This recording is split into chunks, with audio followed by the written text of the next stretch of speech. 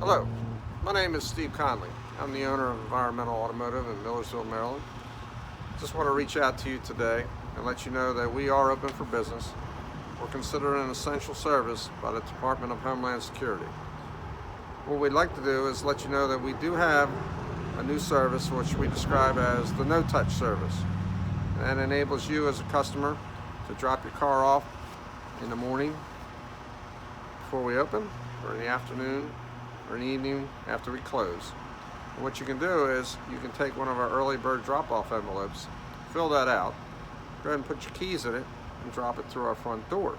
And what we can do is, after we're done inspecting your car with our digital inspections that we use, we can send the inspection to you, and you'll see the pictures, and we can discuss what service you would like to have done.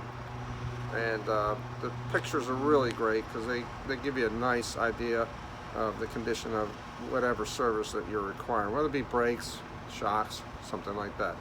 So we're just trying to do what we can do to help you out. If you want, just give us a call, set up an appointment, and we can take care of this transaction through our one-touch service. So thank you very much. I hope everybody is staying safe, following the CDC guidelines, and hope this passes quickly. Thank you very much. God bless.